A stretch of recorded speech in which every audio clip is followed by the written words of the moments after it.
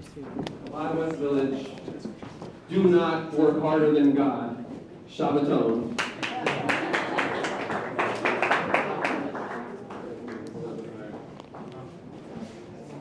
I'm Rabbi Darrell. My wife Chana and I, and the hosts of this beautiful weekend, are so grateful and honored to have you all with us here this evening. We are in the final weeks leading to Rosh Hashanah and Yom Kippur, and we all likely associate many things with those holidays, but most prominent among the various traditions and mitzvahs is most certainly the shofar. Lesser known than the mitzvah of hearing the shofar on Rosh Hashanah is the tradition to hear the shofar every day of the month preceding Rosh Hashanah, the month of Elul in which we find ourselves. So if I may, I'd like to begin by blasting the shofar. Could I get a glass or bottle of water? Thanks.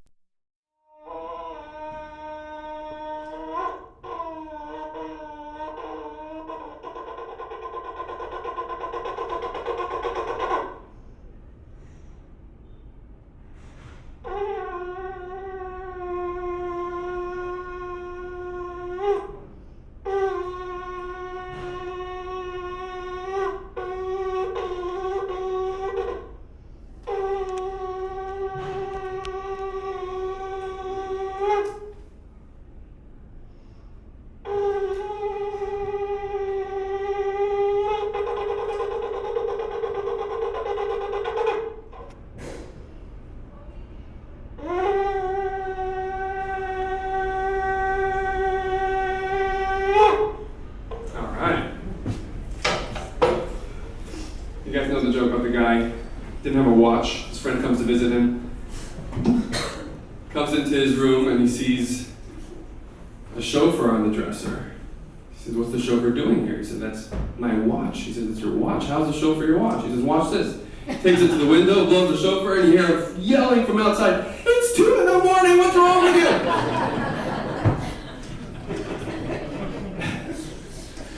Friends, the shofar reminds us to wake up and examine our habits, our behaviors as we prepare for a time of growth and renewal. Speaking of a wake-up call for humanity, our guest this evening, Dr. Jonathan Haidt, is a social psychologist at NYU and a global thought leader who writes books that cut to the heart of what is happening in our world, particularly with our young people.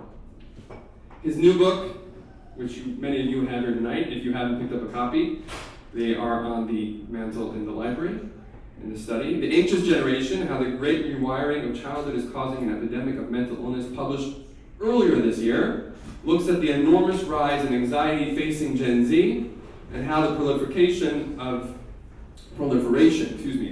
smartphones and social media has created a mental health crisis amongst our children. Professor Haidt is asked to speak all over the world, and as our Chabad West Village community gathers to celebrate 24/6. We are honored and grateful to have Dr. Haidt with us to share his wisdom and discoveries about Shabbat. So please join me in giving a warm welcome to our friend and neighbor, Dr. Jonathan Haidt.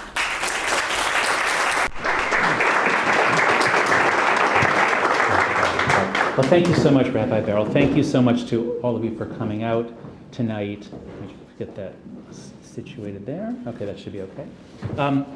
So it's a real pleasure and it's exciting to be here tonight for 3 reasons. The first is that as a sort of a standard stereotypical assimilated Ashkenazi Reform New York suburb Jew, I feel kind of awkward in Jewish religious context because I don't really know what I'm doing. Like I just wasn't properly raised and socialized. And so here I'm invited to speak at Chabad House, which has something to do with like Lubavitch, and isn't that like Rabbi Schneerson? This is going to be like super intense, like fundamentalist, like, I'm not going to understand anything going on here. So then I look it up on Wikipedia, what is Chabad? And I find out, actually, it's like for people like me. It's like actually reaching out to people who are, not that well educated, but still are Jews and love being Jewish and want to be part of a Jewish community. So that was a real pleasure and a relief. The second reason is that as I've been talking about the book, and then seeing just action happening all over the world. It's been incredibly exciting. People are changing what we're doing to kids. And one of the pleasant surprises is that Jewish day schools and Jewish groups have been really at the forefront. They were ready to go. They have certain built-in advantages, which I'll talk about tonight. And my mission now is all about collective action, about how we can solve this if we act together. And Jewish communities are leading. Christians are beginning to get interested, but for some reason they're not really acting yet. So, I'm looking forward to talking about what we as Jews, what the Jewish community can do, both for itself and as an example to others for how to change this situation that we're in. And then the third reason is that I'm here because my friend Adam is the one who made the connection. And Adam thinks that pretty much everything that I say or believe is wrong. And I'm hoping that tonight, if I speak on a topic that he's interested in, I'm hoping that at the end of the talk, he'll say, I agree with at least a third of what you said. That would be a victory. So let me tell you, here's what I'd like to talk about. I'm not going to summarize the book. I'm going to assume that my PR plan has worked and you could not avoid me. No matter what you did, you heard me somewhere over the last few. Oh, was that off? Oh, okay. Although, actually the acoustics here, it is it's pretty good. Okay, let's see if this is better. Okay, is that, yeah, oh yeah, that is better. Yeah, okay, especially you in the back. Very good. So I'll just give literally a 60-second summary of the book, and then what I want to do is talk about the areas that I've been writing about and studying and thinking about since finishing the book, which are all about community, and then we'll go into some things specifically about Jewish communities. Let's go. What the book is about is that mental health among millennials was pretty stable. It was a little better than that of Gen X. No sign of a problem. I'm a college professor. I'm used to students coming through. All of a sudden, in 2014, 2015, it seems that the students were just really, really different. They were much more anxious, depressed, fragile, all kinds of conflicts over words, and that was the basis of my book, The Coddling the American Mind. Well, over time, we realized that it wasn't really about college or college students.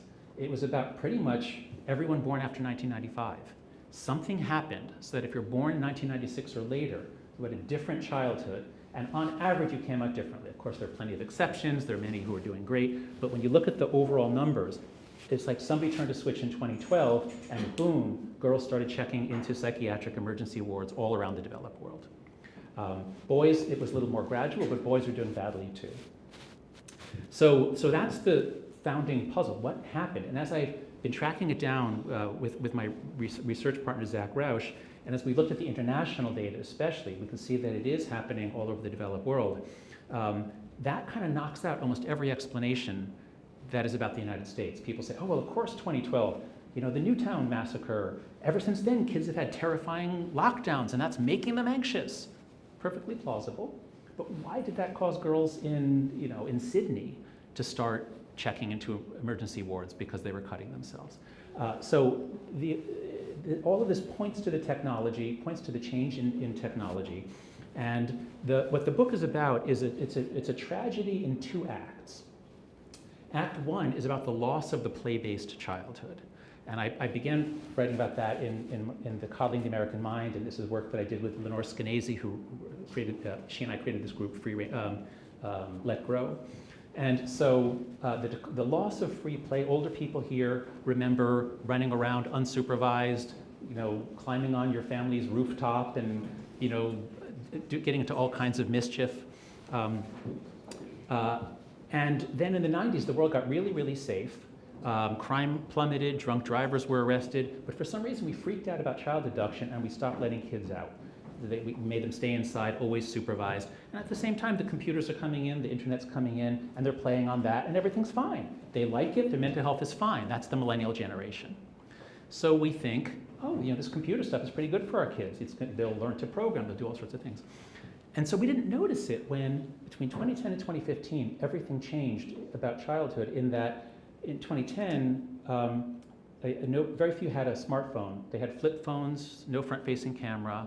They didn't have Instagram. And by 2015, everyone has a smartphone, front-facing camera, Instagram. And now childhood is just very different. So if you go through puberty on smartphones and social media, on average, you come out different than if you didn't. So that's really what the book is about these two acts, the loss of the play-based childhood, the arrival of the phone-based childhood.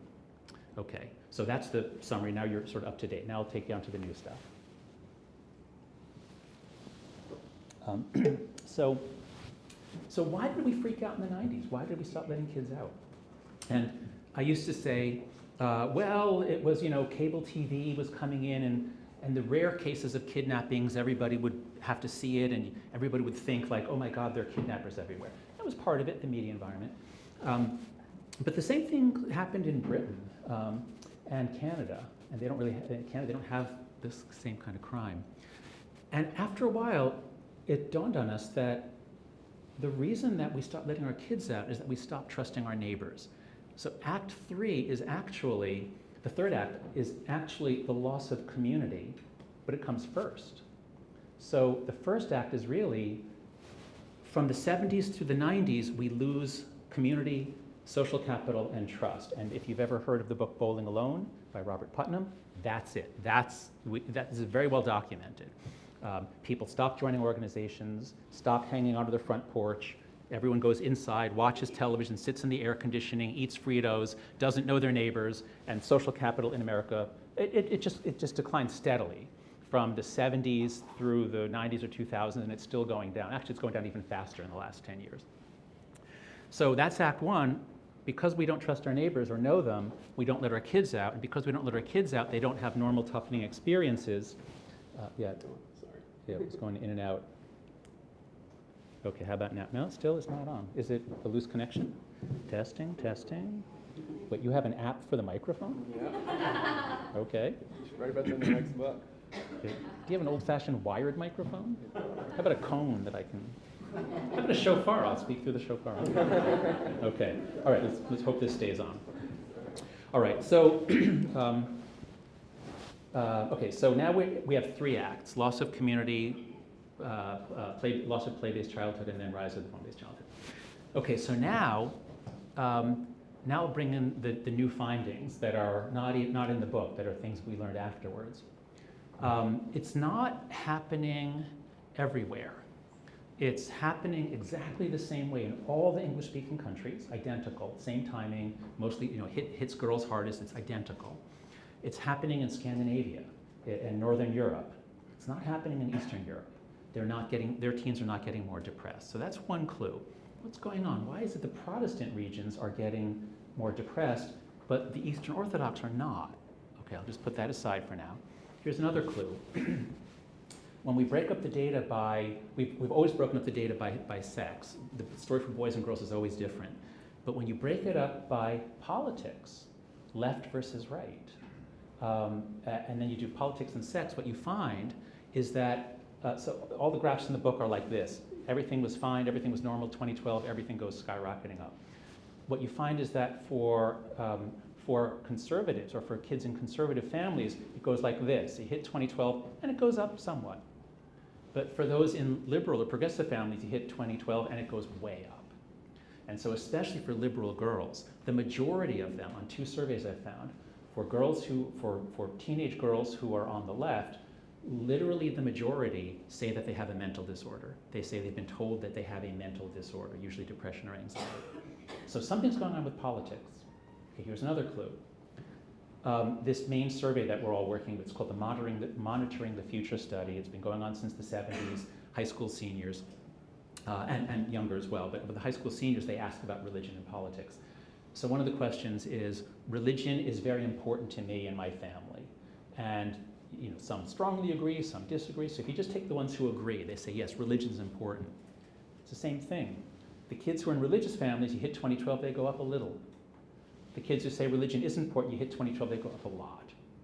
So putting this all together, what we think is happening is that kids who are growing up deeply rooted and constrained and bound in with obligations to go to church or synagogue, visit your grandmother, sit up straight, do your chores.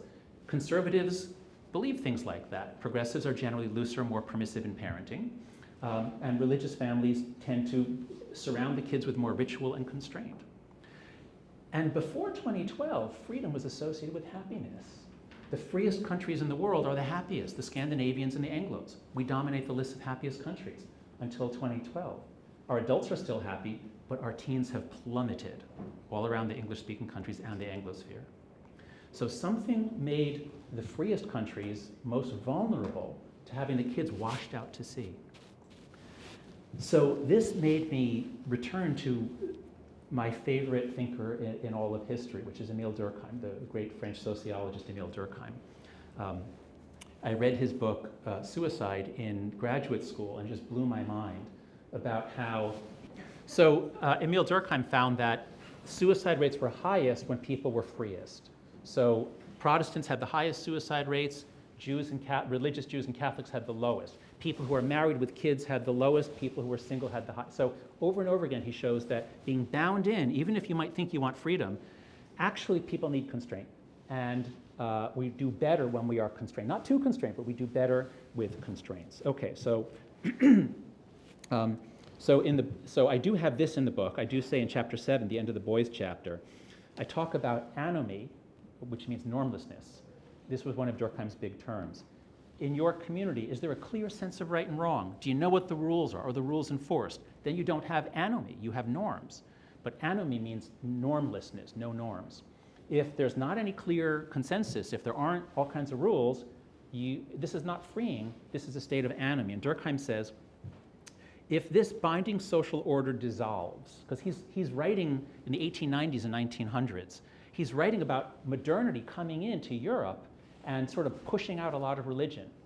And he says, if this binding social order dissolves, if we no longer feel it in existence, an action about and above us, whatever is social in us is deprived of all objective foundation. All that remains is an artificial combination of illusory images, of phantasmagoria vanishing at the least reflection. That is nothing which can be a goal for our action. And I think this is what happened to Gen Z. When they stopped being bound into communities, stopped even playing with each other in person, and just started doing this with so much stuff coming at them, and no way to have a shared, there's no way to have a shared consensual world. Because it's not even like we have these 7 TV shows that we all watch and talked about. It's like you have millions of little videos coming at you all around the world every day. There's no possibility of shared norms anymore for young people. So I believe that Gen Z is less able than any generation in history to put down roots, and this is one of the reasons that they're doing so badly. Now, let's turn to spiritual life and spiritual development. The saddest graph in the book, I think, is the one where we plot out, there's a question on that Monitoring the Future study, my life feels meaningless. Do you agree, disagree? And you look at the percent of American 18-year-olds who agreed with that statement. It was about 9% for the millennials. All the way through the early 2000s, it's like 8 or 9% say yes. All of a sudden, 2012, in the next couple of years, it doubles. It's actually more than doubles, more than 20%. By 2013, 2015, more than 20% say my life feels useless. This spiritual emptiness, this lack of meaning, is a characteristic of Gen Z because they didn't grow up in an environment that would allow them to develop in a community a normal sense of meaning. Now, I was very fortunate to meet Rabbi Jonathan Sacks several times. He had an affiliation with NYU. I did a couple of panels with him. He was brilliant. He was wonderful. And he was a great translator of Jewish religious ideas for secular audiences. And he has a great book called Studies in Spirituality. He says, in essence, spirituality is what happens when we open ourselves to something greater than ourselves. Some find it in the beauty of nature or art or music. Others find it in prayer or performing a mitzvah or learning a sacred text. He says we are spiritual beings. We seek meaning in our lives. We are lifted up when we are able to endow ordinary acts with the charisma of holiness. So even someone who's not religious like me, I have a spiritual life in those terms. I read that and I say, yes, I resonate to beauty and nature. I have moments of feeling that something is holy. So this is just a part of human nature. We are spiritual beings, whether you believe in God or not. Part of human psychology is spirituality. And I want to share with you a brilliant insight that I got last night from a Christian writer who was giving a talk in New York. He writes about technology and what it's doing to kids. Andy Crouch is his name. And he says, technology is science plus a dream. He says, the dream is magic. That is, humanity has always wanted to do magic. We've always wanted the ability to have magical powers, to be able to snap our fingers and make something happen in the world. And technology does that for us. And he says, magic is effortless, instant, impersonal power. It can be deployed without any effort, and there are no burdens of relationships. You don't have to ask permission. You just do it, and you get your result. Magic. But then he notes, magic has now colonized the three major places of socialization where we form children, where children are trained, informed, and socialized. Those three places are home, and our kids are on devices all the time. Television started this, but the devices have taken it much further. School is now largely on iPads and Chromebooks, not much on paper and books anymore. And church or synagogue, religious sites are also going in for this. So he points out, magic has colonized the three major places of socialization. These are our three main formative environments, but, quote, when you bring magic into a formative environment, people do not get formed. If our kids have the ability to make anything happen, you can learn anything, know anything instantly, no effort, they don't get formed. And I just thought this was such a powerful insight. He says that this childhood has been devastating for family life, for education, and for religious or spiritual progress. And I think that's exactly right. So in the book, I have a whole chapter on spiritual elevation and degradation. And I go through six ideas about spiritual progress or spiritual advancement that you find across religions. And for each one, I show that a phone-based life just blocks it. So for example, shared sacredness. Religions always structure time and space. Certain things must happen at a certain time and in a certain space and in a certain way. 24/6, that's what Shabbat is about. Holy days, holidays. And so when everybody has a shared mental structure about time and space and what happens when, we're all coordinated. We're all doing things at the same time. But once everything moves online, everything's open all the time. There's no day or night. It's global. It's 24/7. There's no shared coordination. We're not doing things at the same time. Stillness, silence, focus, meditation. This is a characteristic of many religions. But my students are always consuming content. They don't have a moment of stillness or silence. In fact, they say they're always try to listen to things like a podcast, always listen at 2x, always listen, take more stuff in, more. Never have a moment of silence. Elevator ride, pull out the phone. Never a moment of silence or stillness. Be slow to anger, quick to forgive. So many religions tell us this. Judaism has, the Bible, the Torah has many great quotes about anger, the dangers of anger, conquer your anger. But what does life online do? It says, judge now, judge quickly, because if you don't judge now, someone's going to judge you for not judging. And so in so many ways, growing up online, growing up on devices, growing up on Instagram and TikTok and Twitter, growing up in these ways is almost perfectly designed to block any kind of spiritual development, growth, or progress.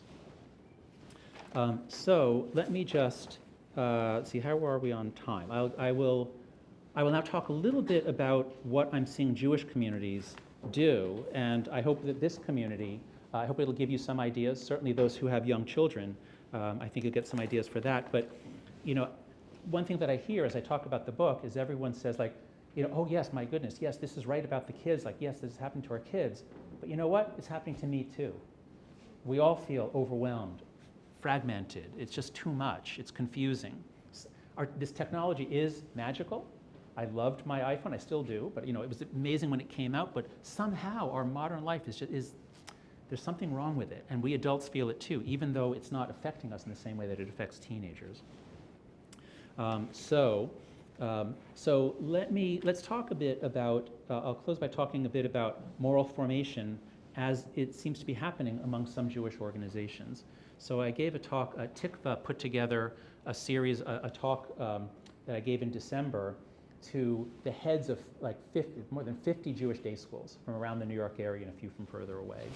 So I gave this talk in December. It's the last talk I gave before I lost my voice for 3 weeks. You can find it online and you can hear me all like croaky and like barely able to speak. But I kind of, I just, spoke into the microphone. And these 50 heads of Jewish day schools, they then met afterwards and they talked about what they can do and they took action. And they took action to go phone free in their schools, and they did something that secular schools are very afraid to do, but are just going to be beginning, which is this. Schools generally have the sense that they get to control what happens in school. That's their duty. But we're not allowed to tell you what to do at home. How dare we tell you what to do at home? Secular schools would never want to do that. Jewish schools, religious schools can be a little bit more intrusive. They can be a little bit more about, especially if it's a school in a community, they can be a little more directive. And so some of them, I've heard some Orthodox congregations have long said you can't have a smartphone, you have to have a kosher phone. Does anyone know what a kosher phone is? Is that a flip phone? Okay. And the key is what? It doesn't have a browser or no apps? You can only do text and like phone calls. Okay, right. Oh, no texting. No texting, just phone calls? Some of them have that. Okay, there are levels of kosher. There's glot kosher phones and there's different, yeah, okay. It's what we call the stupid phone. A stupid phone, okay, which makes you smarter. Okay. Let's see, where was I going? Oh yeah, so some Jewish communities already said, but much more Orthodox, you can't give your kid a smartphone. If your kid is going to be part of a school, he cannot own a smartphone. Others that, and most of these are not that religious, but that strict on the.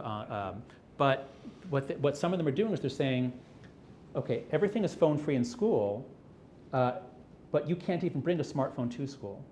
And so think about it in middle school.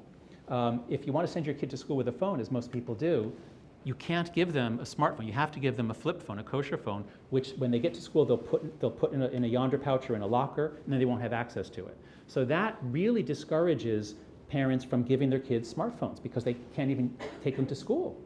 So, and they're explaining themselves. They're saying we had a joint read of The Anxious Generation, and we've decided for the education and welfare of our students, we all need to work together, and here's what we're doing, and we want your cooperation. And parents are cooperating. So Jewish schools are really transforming their communities, their environments.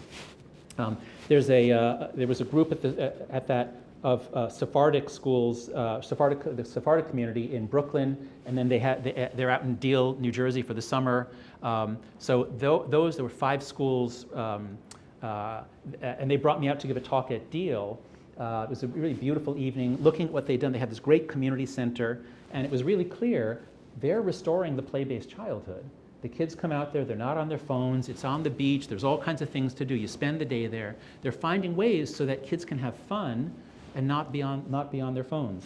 A couple of those kids were in my class today. I gave a couple of lectures at Stern to the entire freshman class, and a group of Jewish boys came up afterwards. They were with yarmulkes, and they said, yeah, we were at your talk in Deal, and we were talking about Shabbat, and I said, so is Shabbat something you look forward to, or is it something that like you're afraid of because you can't have your phone for the whole day? And they said, oh no, we love it.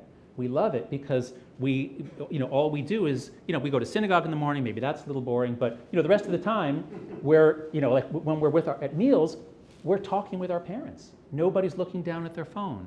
And the rest of the afternoon, we're playing with our friends.